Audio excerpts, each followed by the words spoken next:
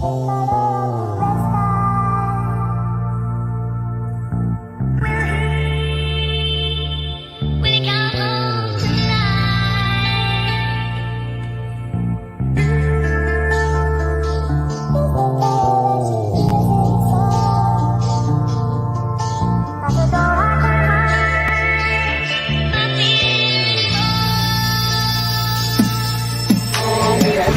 want me to change, they want me to change, but I ain't changing, nah. I remain the same. And you are now tuned into another episode of Intellectually Petty Radio, brought to you by M3S3 Clothing. Men make moves and suckers stand still. And as always, on the mighty Nerd DJs Radio Network. And y'all already know what I'm about to say, man. We only rock with legends over here, and today is absolutely no exception. We have one of the bravest individuals to ever walk the galaxy, and might maybe a little crazy for intentionally walking into burning buildings and houses, saving babies, saving cats, the whole nine, man. Give a big round of applause for Detroit Fire Chief Jimmy Harris. What's going on, bro? How you doing? Hey, what up, though, man? How you feeling today? What up, though, man? I'm feeling good, man. How's life? How's your family? Man, life's good, family's good, man. Just trying to maintain out here in these cold streets. Oh, man. Yo, you got the hottest job in America, though. You should be Absolutely, good. but yes, but once that fire goes out, it's cold again. Yo, what is it like? Like entering a burning building, like from the time you get the call to the time you actually inside the house and it's burning. What's that like? That's a great question. I like how you worded that. Most people don't ask about the initial call.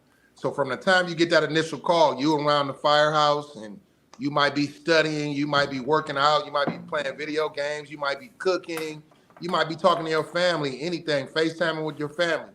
And that alert goes off, man, and you just go from 0 to 1,000 real quick, man. Your adrenaline's going. You're not thinking about nothing but to run, whether it's an accident call, it may be a truck, a tanker rolled over, or a burning house going throughout. When I say going throughout, I mean it's flames from the basement to the attic. And your heart is pumping. And once they tell you it's people trapped, then you take it to another level. You on 2,000. So you just got tunnel vision.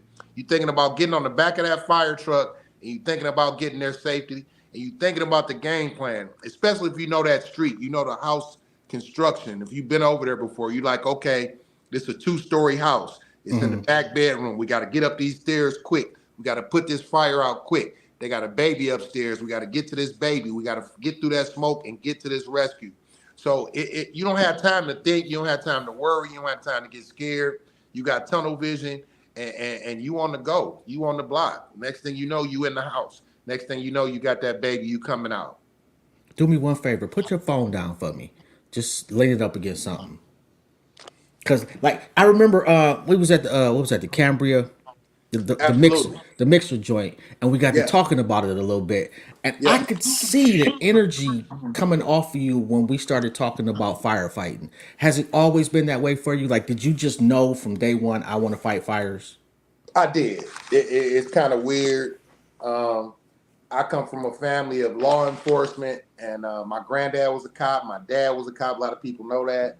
And it's just always been in me to be a firefighter. Of course, I wanted to go to the league at first, wanted to go to the NFL, but right around high school, I realized that wasn't where I was going. So I put my focus and my energy into toward being a firefighter, a professional firefighter. So what's the process? You got to be 18, no felonies, no And drugs in your let me stop system. you right there. Why no felonies? They want you. You want people's crib, man. I'm in your But they crib. crib already burning. Yeah, but you still got stuff laying around. You got your valuables because our thing is we telling you to get out. Don't try to say your valuables, your money, your jewels, your PlayStation 5. Get out. So you don't want me in your crib, and I'm a 2-time felon. All I do is break in houses and steal. You don't want me in your house. Okay, I could get the thieving part, like, but if you in there for a bar fight, I don't, I just You think still that want good character people. You want people okay, that can think. You want Okay, I people got to you. stay calm under pressure. Because you got to remember, this is somebody's worst day of their life. I'm coming to your house on fire. You might be calling me a bunch of names. Hey, get your ass in here, put this fire out. I can't take my energy there and be like, what? What are you talking to? And bam, so no. You need good character people because the Okay. people trust us. Okay, my bad for interrupting. Go ahead. No, no, it's all good. Okay, so we was going through the process of what it takes to be a fireman. Yep. No drugs in your system, of course. Even though weed is legal in a lot of places, even in Detroit, Michigan, you can't have it in your system being a firefighter. And they got different reasons. We driving these big fire trucks, $1 million fire trucks, and they don't want you behind the wheel if you blow. You know what I mean? I Um, understand that. Yep, like I said, valid driver's license, and that's it. A GED or a high school diploma. We're gonna train you on everything else. We're gonna train you how to be EMT, anything, firefighting, climbing ladders, rescue, you name it. We're gonna train you up on it. How do you decide who drives the fire truck? You go to class. It's a long course, but like we're trained to do everything because it's the next person up, next man up. So if I go down, the person behind me needs to know how to drive this truck. So we learned every aspect of firefighting, from driving to supervision to climbing a ladder to putting out the fire to extrication. Extrication is another word for us cutting you out of a car. You see those cars mangled up and smashed up? We Yeah. bring the jaws of life to get you out of that car, get you out of that accident. So you've actually done that before. Absolutely. I've done it all, seen it all. What's the worst accident you've seen?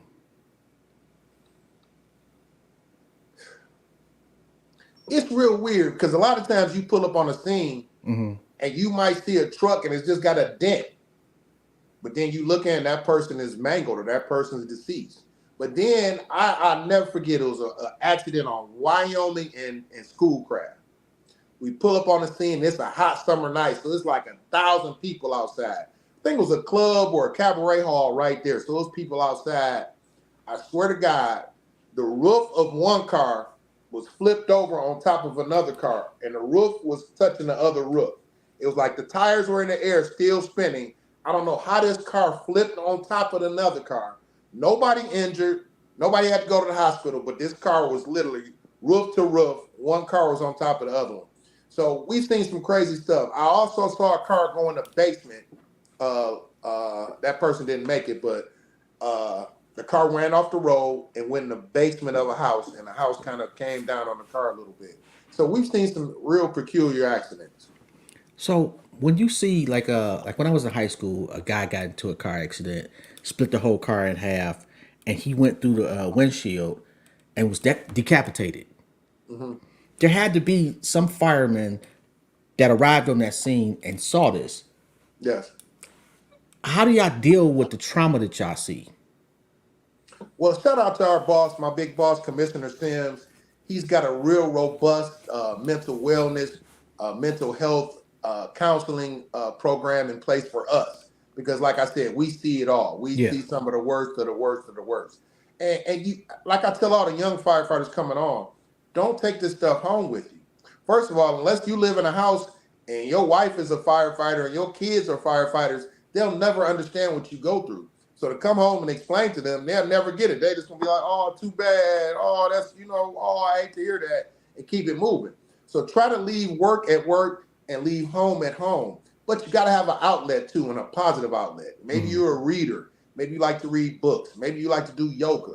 Maybe you like to work out. That's what I do. I go to the gym and I leave it all in that gym. When I leave out the gym, my whole worst night and day, whatever I just saw, I try to leave it at the gym. But you got to have an outlet. Whether you do poetry, you do something. You got to have something you do outside firefighting, outside of family, some kind of outlet.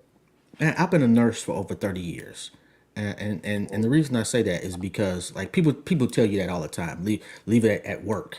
And that's just it sounds good on the surface, but a little bit, with each encounter that's a tragedy, it steals a little bit of you. And there's nothing that nobody can do about that. Yeah, yes, yes. I agree with you to a certain degree, but and it's tough, and it takes a lot of practice, and it takes a lot of praying. And it takes a lot of faith, and you have to be strong-willed and strong inside. But you can't bring it home because you got to remember this. Another thing we always tell the young firefighters or a rookie firefighter, Hmm. you can't win them all. Yeah. You just like in sports, you're not gonna win every game. Just like boxing, I was talking about Floyd Mayweather. Floyd lost. I want to say he lost the fight as an amateur. So everybody's lost something. So sometimes when we get that 911 call, first of all, you call 911. It goes to dispatch. Dispatch calls us, and they get to the closest fire station, the closest EMS ambulance to this incident. Sometime by the time we get the call, it's already too late. That person may have been deceased already. That house may have been burning for 30 minutes because the neighbors didn't see it burning until it was too late. So don't beat yourself up when you get on the scene and you couldn't save a person, Hmm. or you couldn't put this fire out, or you couldn't get that person out that car accident in time. Don't beat yourself up because you can't win them all. That's got to be the worst feeling to pull up and know somebody's in there and y'all can't go in there. It is.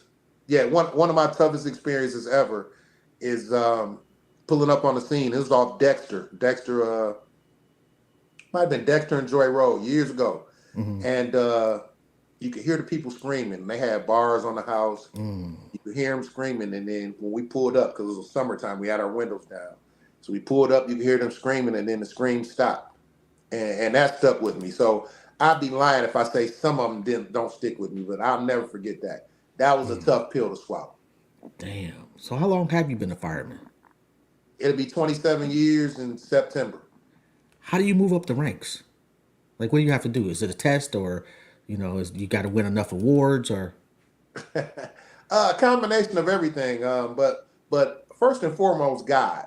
You know, man, I'm just a big Detroiter, diehard Detroiter. If I got $1 billion tomorrow, I ain't gonna lie, I might get a townhouse or a mansion somewhere in LA, somewhere up in the hills. I might get a spot in Hawaii or something, but I'm a true blue Detroiter, born and raised on the west side, man. I love my city. I love everybody in my city, from the wealthiest person, from Dan Gilbert on down to the person at the gas station trying to get a Lucy. I just love Detroit. So I started off, and my dream was always to be a fire chief. As a matter of fact, I got 2 years old in a fire chief's car that my grandfather bought me. So I've always wanted to be a fire chief. So man, you got to take a test. Hmm. You got seniority. You got to know what you're doing. You got to want it, and you just got to be smart. A little bit of luck and a whole lot of prayer. So that's what it takes to move up the ranks. So how are you like the end all guy outside, right below the commissioner, or No, are no, there like? actually a couple chiefs. So I'm the community chief. I'm over everything in the community, and I'm also the public information officer. So if anything jumps off real crazy, and let's knock on wood, nothing crazy jumps off tonight. Lord forbid somebody gets injured. Lord forbid the Renaissance Center catches on fire, or two tankers collide and it's an explosion. Then I've got to be the liaison. I got to go talk to the media, and it doesn't matter at 3 in the morning, 3 afternoon. I got to jump up and go. So no, the commissioner is the big boss. Shout out to Commissioner Chuck Sims. He answers to the mayor. Beautiful job, beautiful position. I don't know if I want that. That's a lot of pressure right there. But he does a magnificent job. He's a people person. He's a true blue Detroiter too, born and raised here, graduated from Pershing, and he brings us all together. He knows how to put the right people in place. But Okay. I'm the people's chief. I'm out in these streets in a good way. I try to connect with everybody, and it's all about keeping Detroit safe, making Detroit a safer city. I'm not gonna lie, man, and I haven't lived in the city for a couple of decades, but never in my life have I actually met a firefighter until you.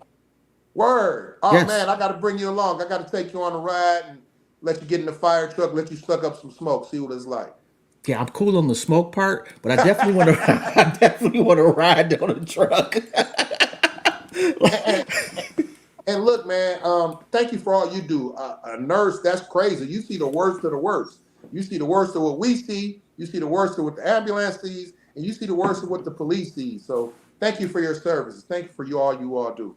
Oh, I appreciate that, man, because we don't hear that often, man. I'll definitely relay that to my colleagues. Um, Everybody, man, and I know what it's like, man. I got burned back in '98 or something like that. Man, I left skin and flesh on these streets. So I know what it's like, man. You all have a heck of a job. Yo, I couldn't do that, man. Like, were you after you got burned? Were you hesitant to get back Not at into all. at all? Not at all. Not at all. My mom at the time, my mom was like, "What you gonna do? You got to get a new career." I'm like, "Mom, I'm Gucci. I'm this. What this is for me. This is what I'm about. This is who I am." So no, I was good. Yo, and you definitely got the right position, man. Because like people just like was just gravitated to you. You don't see that too often, man. It was a beautiful thing to see, and then to Thank, see you do interviews with the media about certain things, it's like that's what you was built for, thank you, no thank doubt. you. And I if wouldn't have nobody it any other way, if nobody else tells you today, man, I'm proud of you. man. Thank you. God bless you. I'm proud of you as well. Thank you. I think brothers need to tell brothers that more often. We do. Yeah, you give tips out. Give me a couple tips.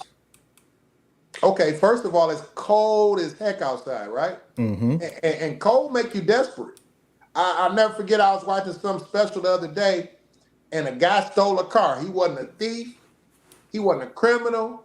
It was 9 degrees. He walking up the block. Somebody left their car running. He had a crucial decision to make. Am I gonna keep walking, or am I gonna take a chance to steal this car to get where I can go? And I hate to jump off the subject, but heat makes you, when you get cold, you get desperate. You Yeah. want to warm up. So number one, make sure you got a smoke alarm in your home. That's the first step in your fire escape plan. When that smoke alarm goes off, you get low and you go. The reason you get low is because smoke goes where? It goes up. Heat rises. So you got to get low and go. Number two, you got to be smart. You can't warm your house with your oven. Please don't use your oven to try to keep the house warm. And I know we're all guilty. My mom used to do it when I was a kid. Please don't do that. Number one, you can start a fire. Number two, you can give off toxic fumes, carbon monoxide poisoning, and you can die that way too. Number three, make sure you get your furnace inspected like August before it gets cold, at the latest September, because you know how it is in the Midwest, whether you're in Detroit, Cleveland, wherever. Once it gets cold, it's too late. Get your furnace inspected, get your fireplace inspected in August. So when it's cold, you can turn it on, you ready to go. Space heaters, when I'm passionate about somebody I say, or something, I say it 3 times. Space heaters, space heaters, space heaters. You're going to use a space heater, keep it at least 3 feet away from any furniture. You got children, if you got small pets in the house, keep it away from them. Keep it away from their toys. Keep it away from window treatment, blinds, curtains, blankets, things of that nature. Because space heaters, we have fires every year because of space heaters.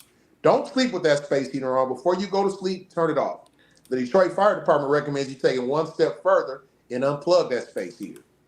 Another thing you want to know, don't get that room. I know you want the room all toasty and cozy before you go to your room.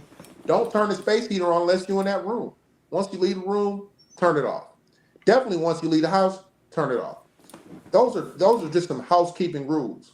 When you're Yo, using your candles, I know everybody go to, what's the place you go to and they got the sale like twice a year, the oh my line God. wrapped around the, I hate that shit.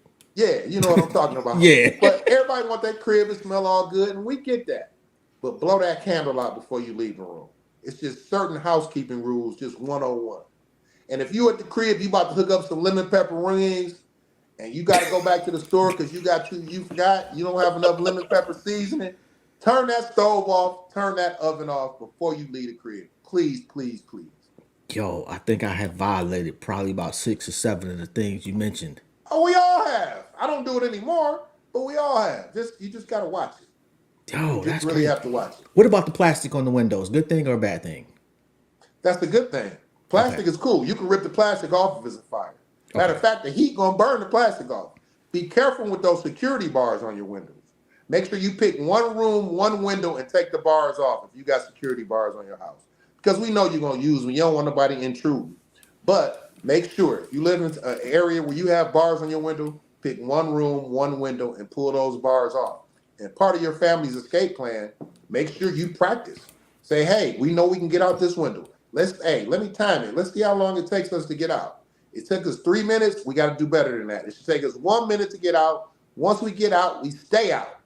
I don't give a damn what's in that house. Your prized possessions, you can replace them, but you can't replace you. So once you get out, you stay out. Once you stay out, you meet up. You find a mutual meeting spot outside, and you meet there, and you stay there until we come, because we coming. How my man Coach Prime said, we coming. The Detroit Fire Department's coming, and we'll be there in minutes. We got one of the most magnificent response times in the world, and we're going to keep it that way. Yo, how the hell does 850-ish firefighters patrol a city with over 600,000 people? We get down and dirty. We passionate about it. And it's funny. I saw one of my old instructors from 20 some years ago when I was in the academy, and he's like, "Man, I'm proud of you. I remember when you came in the fire department, you were in the academy, you and your class, y'all were a tough class. No matter what I gave y'all, y'all did it. I give y'all 200 push-ups, y'all give me 220. We tell you run up the stairs, y'all just keep running all day, all night." And that's how we're built. That's our mentality. That's how we're trained. So when that alert goes off, I don't care what I'm doing. If I'm talking to you on this podcast, I'm out. Within seconds, we out the door, we on your block. We ready to get down. So that's how we go. That's our mentality is go, go, go, go, go, is leave it all on the block. Is leave it all at that house. We going in, we put our life up as collateral for you. And that's how we do it. That's what we took an oath to do. You missed the engine? What? Every day. What about it? Just curious. What you missed the most? The camaraderie. I'm a football guy. Like I said, I played football, ran track. It's nothing like that locker room. It's nothing like that firehouse. The camaraderie. We laugh together. We cry together. Yeah, we might fight, but we keep it in those four walls and it stays there. But we gonna make up because we brothers and sisters. We're family. So it's nothing like that camaraderie. And in the firehouse, we live there. We eat there. We sleep there. We live there 24 hours at a time. So we don't go out for lunch like y'all go out. You know what I mean? Y'all going to Benihana's. Y'all going to Yoshi. Y'all going to get something to eat for lunch. We don't do that. We don't do Coney. We don't do Little Caesars. We don't do Bob's Pizza. We cook in the firehouse. Yeah, I don't do Coney? What? No Coney? Never. We making Coney from scratch. Everything from scratch. You better not bring no frozen food, no canned goods in. Everything is fresh from scratch. We go shopping every day. Fresh produce, everything, every day. But it's not like that camaraderie. And like I said, we eating, we at the table all eating and joking and laughing. That alert goes off, bam. It's nothing like the beauty of seeing 12 people out the door within seconds, fully dressed, tanked up, strapped up, helmets, axes. We ready to go. We at your front door, kicking your door in to come pull you out. It's nothing like it. The adrenaline, I can't describe it. So when you got burned, did somebody have to save you? Yeah, and thank goodness a lot of those, the majority of everybody that was on that scene is retired now. I'm one of the last ones still standing. I came on a job young. So every now and then I'll be at the mall or be somewhere and I'll run into one of them old heads and they'll crack a joke on me because my voice hit that hot, crisp, breezy pitch. You know what I'm saying? When that heat hits, you be like, ah! So, man, they still blaze me. They still roast me to this day when they see me, man. And it was a sergeant, Captain Black. He just passed away probably last summer. Him and another guy pulled me out a little small bathroom window, man. The window was this narrow. I don't even know how I squeezed out of there. But yes, they did pull me out. That's what we do. We the DFD. Yo, that is crazy right there. Like, Yep. like did Apple it, line and 7 Mile. I'll never forget it. did that make you a better firefighter though? Like I Excuse can't my imagine French. it not. Heck yes. Yes. I was young. I was very arrogant, very cocky. Thought I knew everything. You couldn't tell me nothing. I only had 6 months on the job. I was pretty much still a rookie. I was. You're a rookie until your first year is over. So I was a rookie, man. I'm plunging in, going in fast. I ain't thinking, just let's go. I got this. I'm invincible. So that fire, getting burned, sitting in that hospital, having a chaplain come like pray over me, and I'm thinking I'm about to die, and they give me my last words. That experience right there just kind of gave me a whole different mindset and made me look at not only firefighting different, but life different. But yeah, it made me kind of do a 360. Before I run in this house, let me see. Is smoke coming out the attic or is it in the basement? Is it people in there? Okay, is this house about to collapse on us? Let me think first before I do this. So absolutely, it changed me for the better. Yes.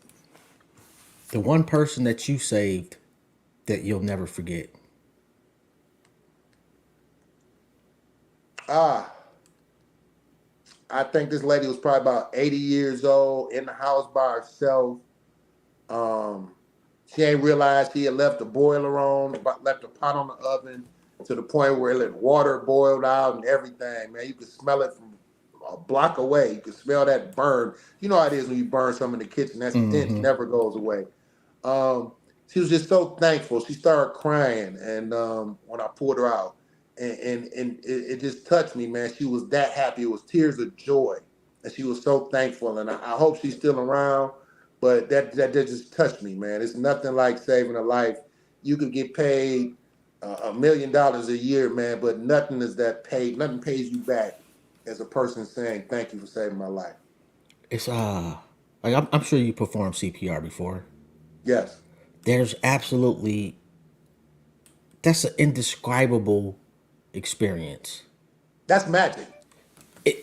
The fear that you have going into it, because first off, not everybody is cut out. I don't care what doctor you are, what nurse you are, what fireman. Not everybody is going to respond to doing CPR.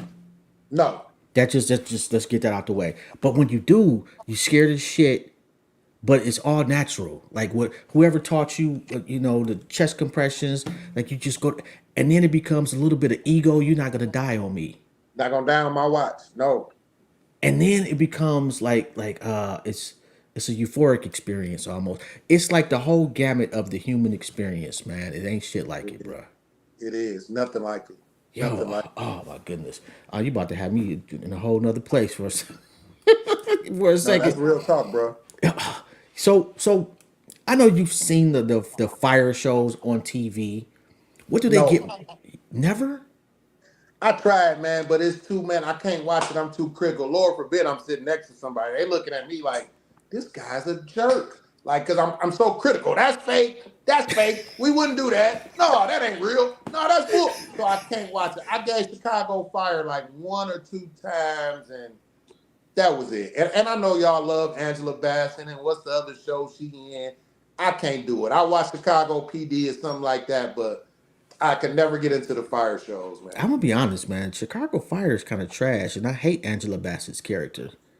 I just Okay. do. But what is your biggest critique that you had when you watched it? What's the fakest shit they do? The fire scene, and I guess because they got to do it for antics so you can really see. But in a real fire, man, just close your eyes and do like this. That's how dark it is. You use your other senses. You use your ears, your hearing, your sense of feel, your sense of smell. You feel that heat on you, so you know. Oh man, so my left ear, shit, my head, my face, my skin burning. It must be over here to the left. So in the movies and TV, everything is bright. And they like, ooh, there's the fire over here. Let's run through the fire. You can't run through no fire, man. You're gonna be burned. There's gonna be 6 people in black suits and t-shirts with your picture on it. So you can't run through fire. So I think that's the funniest thing I've seen. Really? So I thought y'all had the little lights on the helmet. That doesn't work. It's pitch black. That little light don't do nothing, bro. Especially Yo. once you hit the actual flame and put the fire out, then it's really dark.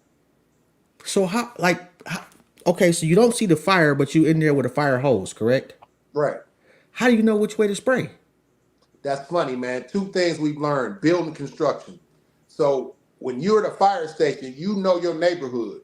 You know, okay, the majority of these houses over here are bungalows, Yeah. meaning you go up the stairs, the doors on the right in the driveway, that's where the basement is. You go up them 3 steps, you're in the kitchen. You make a left through the kitchen. Once you go out the kitchen, you make a right down the hallway. It's a bathroom to your left, and it's 2 bedrooms in the back. It's a stairway right here. You go up them stairs. There's 1 bedroom upstairs. You know that. Okay. Just from practice, just from inspection, just from pre-fire planning. You've inspected that whole neighborhood. So it comes second nature. You pull up on the block, you already know, hey, the basement is right there because there's the driveway. There's that side door. So the fire's in the basement. Let's open this side door. Let's go down this basement. Let's put this fire out. Or it may be a neighborhood, a unique neighborhood like Sherwood Forest or Palmer Woods. Yeah. Now that's when it gets a little freaky. That's when it's a little tricky because these houses aren't cookie cutters. They not all the same. They tutors. They cut up. Some of them got a stairway in the back and a stairway in the front. These are mini mansions. So now you got to be with somebody. 2 people in, 2 people out. You always got to have somebody with you. Got to have your radio charged up. But in answer to your question, the lower you get, you can see a little bit. So Okay. that's why you almost got to crawl on the floor and get low under that smoke, and you can see a little bit. But that fire will let you know where it's at. Sometimes you hear it crackling. You know the noise when you put a log on the fireplace? Uh-huh. You hear that fire crackling, and you can go like, dang, that fire's over there. It's getting hotter. It's getting darker. It must be over here. So how difficult, like how much pressure is the water hose? As much as you can handle. That's why you got to get in that gym. You got to get in Powerhouse. Shout out to my man JB over on Grand River in Southfield at Powerhouse. Got to get in Crunch Fitness. You got to do something because you can turn that pressure up as much as you want it. It can go from 100, it can go to 200 pounds of pressure. So you got to be able to handle it. But we're such a team. You always got somebody in your back. You never going in that fire just by yourself. You got a person back. Your boss is backing you up. Your sergeant or your lieutenant or your captain is backing you up. Then you got a senior firefighter backing you up. You got at least 2, maybe 3 people. And it's like 21 of us going in one house fire. So you always got a crew riding with you.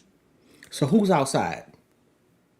The person outside is the driver, the fire engine operator, because they at that hydrant. They're responsible for that $500,000 fire truck. And they're responsible for getting us water. They key to the whole fire. If we don't have no water, we can't do anything. So they hooked up to that hydrant outside, and then you got a battalion chief, and they like the maestro. They sitting up telling us what to do.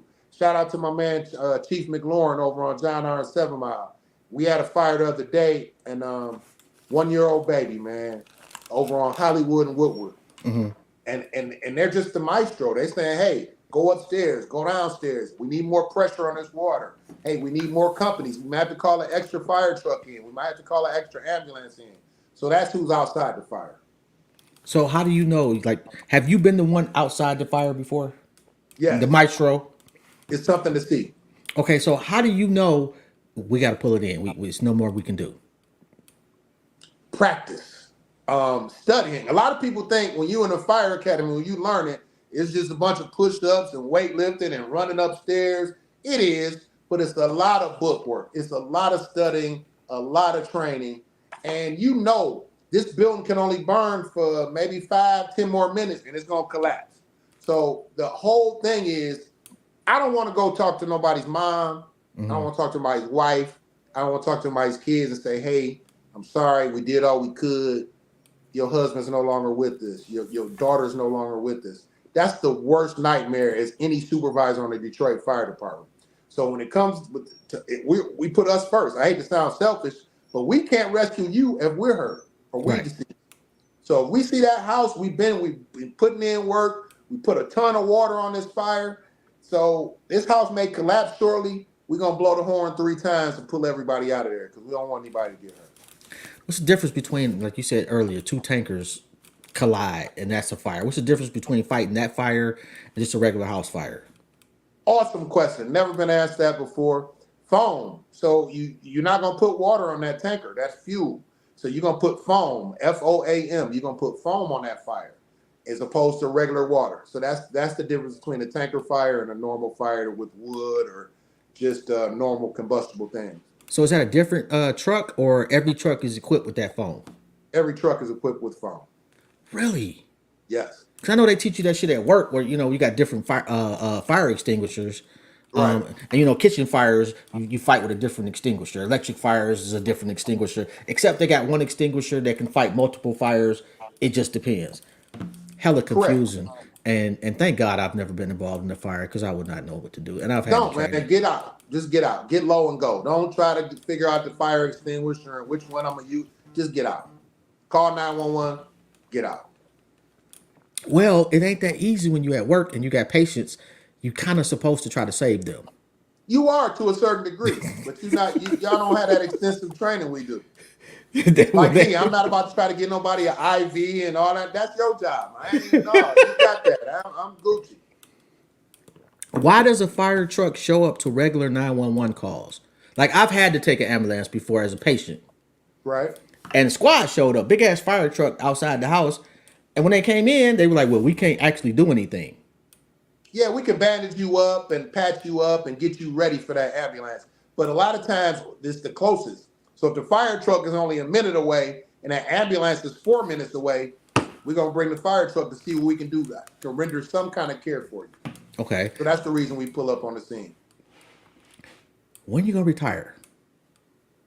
Man, Lord willing, man, I'm still kind of young. I still got my health. Um, Lord willing, I could probably go about another 11 years, but it depends, man. I love what I'm doing. I wouldn't have it any other way. I swear to God. So you got a shot, and no, this is respectfully to the commissioner. Not sure how long the commissioner wants to do it, but let's say in 5 years they decide to hang it up.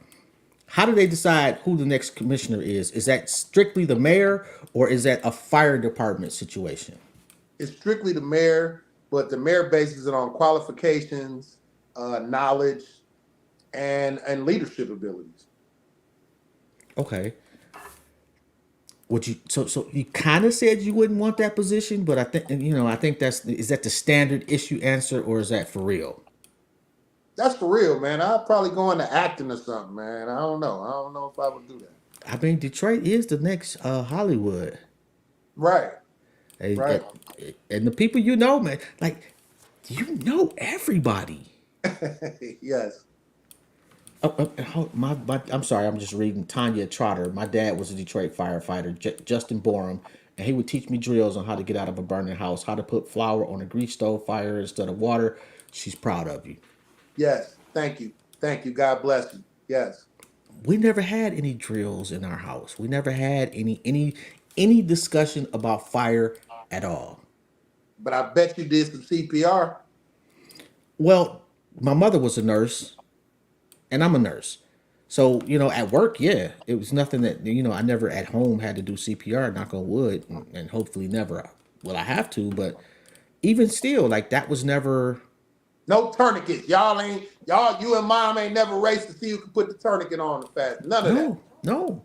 My mother was first off, my mother was a way better nurse than me. Okay. So I was not about to, like I just prayed that I lived up to her standards. You're not even gonna step in the arena with her, right? No, She's I'm a not. goat, right? No, yeah, my mom's was the goat. So yeah, I'm not. But is that problematic for you, especially amongst black folks? Is that we look at fires as a not us situation and Yes. and don't prepare. It's not just race. It's not race. It's white, black, Asian, Hispanic. I mean, the average person doesn't have a fire in their lifetime, so they take it for granted. That's why when they watching the game and they take the remote control dies, they take the battery out of the smoke detector and put it in their remote so they can finish watching the Lions whip on some people. Because we take it for granted. Oh, it'll never happen to me. It'll never happen to me. It'll never happen to me. Until it happens, then you like, oh man, what do I do? So I'm not gonna say it's a racial thing. I'm gonna say it's just a people thing. Now, once you've had a fire, or even your neighbor or the person across the street has a fire, now you prepared. Now you looking at it different because you like, man, That I could ain't be know me. fire could grow that quick. I didn't know it got that hot. I didn't know it could damage like that fast. So yeah, now you got it. Now it's on your radar. But the average person, no, they don't think about fire. They take it for granted. Okay, what's the dumbest fire you've had to fight? Like the dumbest cause of the fire? Ooh. A young couple smoking weed, and they left the blunt on the couch, and they went in another room and they was arguing. I don't know what they was beefing over. It was something real petty, but they was beefing. Left the blunt on the couch, and it was one of them old school like crushed velvet couches, and that boy was like, "Woof." So that's probably the stupidest fire I've ever seen. First off, they must not have really been weed heads. Who leaves the blunt? Y'all I go. don't know about that. I ain't gonna get off on that, but maybe that argument was serious. You know what I'm saying? I don't know. So they actually told you this though. Yeah, they was young, man. They probably 19, 20. No. They was young. Yeah. Yeah. I can't begrudge them too much. I did dumb shit when I was 19 or Yeah, 20. 19, 20, that's when you're supposed to do your dumbest stuff, but not a fire. Who how do you like when there's a fire and arson is suspected? Is it the fire like first of all a couple questions. Who actually does the investigation for one? And two, no. Matter of fact, go ahead and answer that one and I hit you with the follow-up. No, that's a great question. We have an investigative unit, our fire investigators. It's a whole division. That's all they do. So shout out to Chief Rich. That's the chief of the our investigating unit. They're dual roles. So they get sworn as police officers so they can investigate. They carry firearms and everything, but they're also sworn firefighters. So they're the only division where you're an actual firefighter and a police officer with the Detroit Fire Department, Detroit Police Department. And they investigate any suspicious fires in the city of Detroit. Yo, that just answered my next question. Okay, so you on the scene, y'all fight the fire. At what point do y'all say, okay, I think this was intentional? What gives you that? Sometimes, man, somebody will be brutally honest, man. Sometimes the mama will come up, you'll see the mama smacking the heck out of her son. Like, I told you to quit playing with fire. This is your third time setting the fire. You like, oh, Brody over there playing with fire and lighters. See, mama over there strangling him. So he started the fire. Sometimes you'll have a neighbor. Like, man, old girl and old boy, they be arguing every night, man. He came over here and firebombed their house. You know what I'm saying? Sometimes it's been drug activity. Like, okay, they over here, they done opened up a trap spot on this block. They not supposed to be over here. Somebody came over, firebombed it. And then sometime every blue moon, you'll see a suspicious joker. They the one that set the fire, but then they'll try to stand amongst the audience and act like they surprised. But they got that little twitch, that little glow in their eye, and they looking too excited, like they watching a movie, like they watching the color purple or something. You like, hold on, my man don't look right. The old girl don't look right. She might have something to do with this.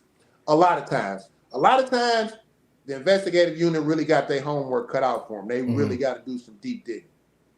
Okay, so you see that guy or that lady in the crowd. How do y'all discreetly discuss that without them knowing that y'all discussing them? We do the LeBron. Like, LeBron pull his jersey up and be talking. You know what I mean? Like, hey, don't look now, but I think old boy over there to the left in the Avirex leather jacket, I think he the one that started the fire. You know what I'm saying? You don't make eye contact. You kind of discreetly do it. How heavy is the uniform? Everything you got to put on. How much we talking? Tank, gear, helmet, everything about 75, 80 pounds. Oh shit! Hell no. You can do it, bro. No, I can't. No. Maybe 30 years ago, yeah. But at this point now, like I can't see how somebody 40, 50 years old is still doing it. Man, I'm sure you're probably still in the gym. I seen you look good, man. You could put that gear on. I'm gonna have you come up to the firehouse, put the gear on, get some video footage of it. Yeah, whatever. If y'all not holding me up, you gonna see me also getting carried out by the squad. Oh no, we got you. We got you. So are you in a certain area or are you for the whole city? The whole city, man, from Kelly Road to Telegraph, from the river to 8 Mile. Yo. So did you have to do like special training for communication classes or something like that? Yes, I did some before I got on the fire department, but throughout the years I have definitely, and I'm still studying. I'm always learning. I'm always trying to just better myself and just learn the craft. You got kids? I do. What do they think? It's crazy, man. That's all they know. This is the only life they know. I've done side jobs and things like that, but they just know daddy as a firefighter, so they don't trip. I'm going to a fire, they be like, bring me back some hot Cheetos and a Tahitian treat. You know, they ain't tripping. You know what I'm saying? As opposed to somebody else be like, oh my God, he's going to a fire. They'd be like, see, when you get, they actually take it for granted that I'm coming back home. Okay. Not thinking, yeah, this job, you're not promised that you come back home. So it's kind of cool in a way. Okay. It's got to be difficult for relationships, though. Yeah. Yeah, I think so, to a certain degree. Because I know cops have a very high divorce rate. Same thing with firefighters, or no? I do know some firefighters who have been divorced, but then I know some firefighters been through it, been thick and thin, having their 30th wedding anniversary and all that. I've been to some wedding anniversary parties. So it's tough. It depends. You know what I mean? Nowadays, everybody get divorced. You know what I mean? But there's an added stress. Like that. Like most people, you're an accountant, your family, your wife. Because your kids, like you said, that's all they know. But your wife is consciously, subconsciously is aware that every day could be the last day she sees you. That's a whole different stress. Yeah, I guess it is, but I never got that when I was in a relationship. I got it more from my mom. You know what I mean? My mom used to trip out. My dad would even trip out a little bit, but um, I don't know. You know what I mean? I guess it's on the individual person. What did Pops used to say?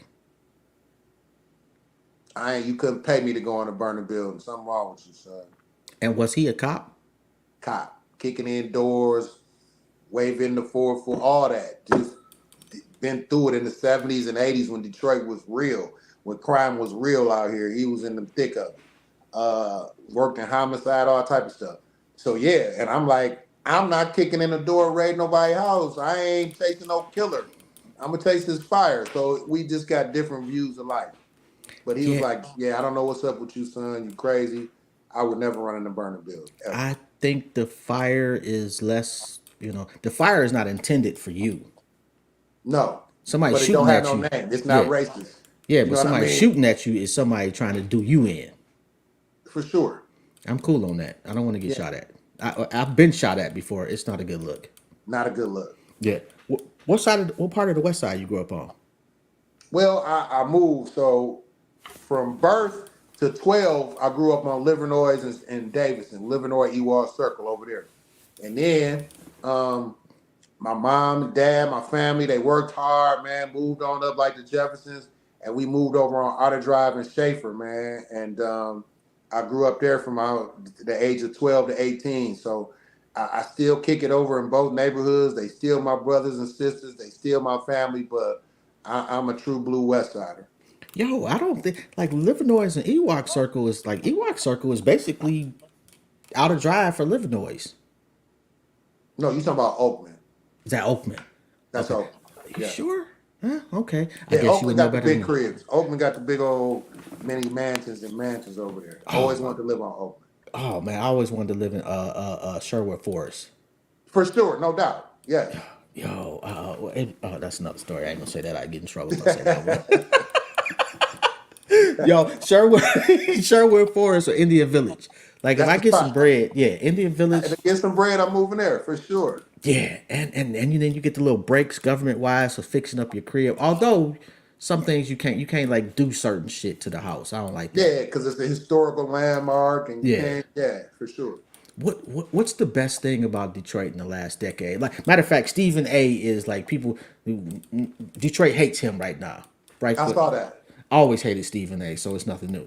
But what's the best thing you've seen about the rebirth of Detroit in the last decade? The people, man, the camaraderie, the brotherhood, the sisterhood, man. And people want to talk about violence. You got violence everywhere, especially in a bigger urban city. So we do have violence. But Facts. just look, man, the spirit of Detroit right now, man. You see people that never spoke to each other, would never speak to each other in life, walking in the liquor store, walking in the grocery store, go Lions, handshaking, fist bumping, high fiving, everything. The spirit of Detroit, man, is the people. I don't care about the buildings. I don't care about the restaurants. I don't care about nothing, man. Detroit is Detroit because of the people, man. We got some of the best people, and you use words like grit, tenacity, blue collar, tough, resilient. We gonna make it, man. It's the people. So that's the best thing I've seen in the last 10 years about Detroit. Innovative. Okay, we not gonna work in the plant, but we can do this on YouTube. We gonna make it. We gonna find a way. We hustlers, and I mean legal hustlers. Man, that's one thing I always love about being from Detroit is the gamut of what you see amongst black people. Like they only going to show you a certain side of Detroit to the rest of the world to fulfill the narrative. But like even when you get in trouble, you go down to 36th district, your judge looks like you. That's right. Your prosecutor looks like you. Yes. Your lawyer looks like you. Yes. Everybody in there looks like you, and that just gives you a fair shot. It does. And oftentimes we take it for granted Yeah, till you we move do. somewhere else. And then you know what they tell you when you move somewhere else, you arrogant. Yeah. You in Omaha, like, hey, what part of the game is this? Like, what? Yeah. Dang, yeah. You're not responding to the other side the way the people that grew up there is responding because No, you're not used to that. you're That not used to it. It's not your fault. It's all you know. Only life you know. oh my God, man. If people want to get in touch with you, how do they go about doing that? Man, hit me up on Instagram. I'm Chief Harris on Instagram. You can also just man. You know the best way to get in touch with me when you see me approach me. I'm very approachable, man. I'm not arrogant. I ain't have no bodyguards. I'm very approachable. But the best way to hit me up on Instagram. I'm always open. I come speak to you. Come speak to your school, your church, your parent group, your community group, whatever you need. I'm all about Detroit and Detroit being fire safe.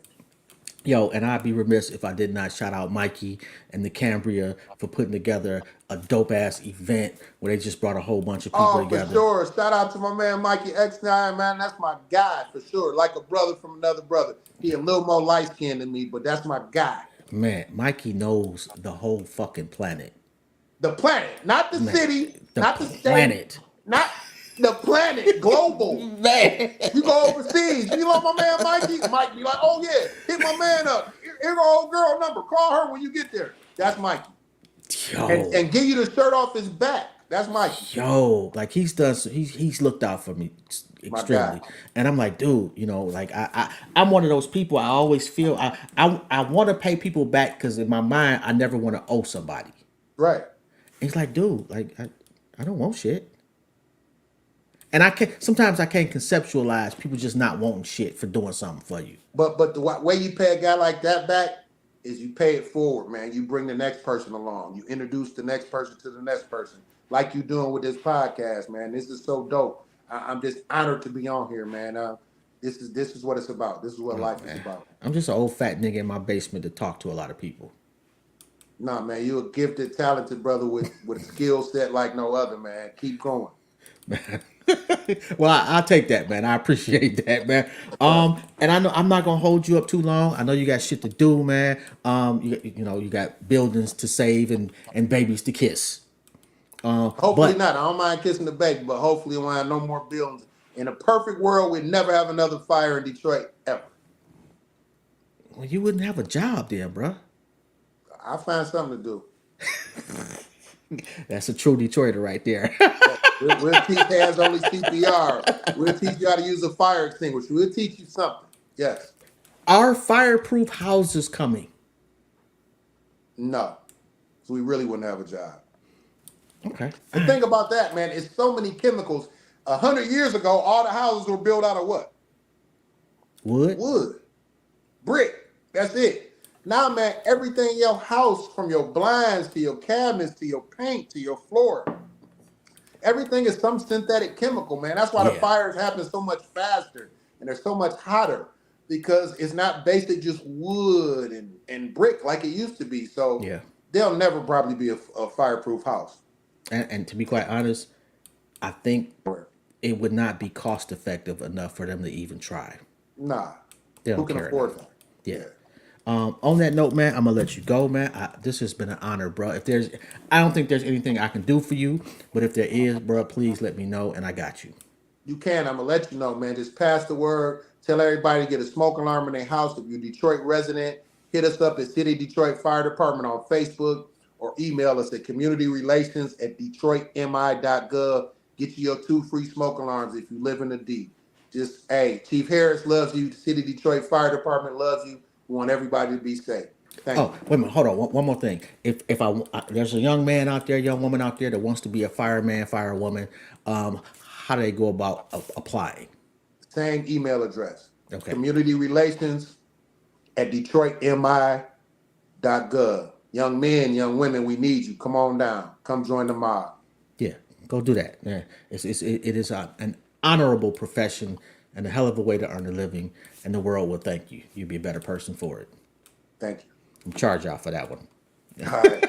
All right, man. Have a God good bless one. you, bro. God bless you too. All right. Yo, that was definitely dope, man. And another thank you goes out to the Detroit firemen and women. Shout out to Chief. That was pretty dope. I've never actually had a whole conversation. Well, actually, it's my second time because we talked a little bit at the Cambria. But yo, That was a beautiful conversation, man. I learned a lot of shit, and I'm gonna make some changes in my own damn household. Yeah, the space heater shit, man. I do that shit all the time. Ooh, I was sitting here like, damn, I'm fucking up bad. Yo, and shout out to everybody that tuned in. Please make sure that you like the YouTube channel, Intellectually Petty Radio. Subscribe and share the interview.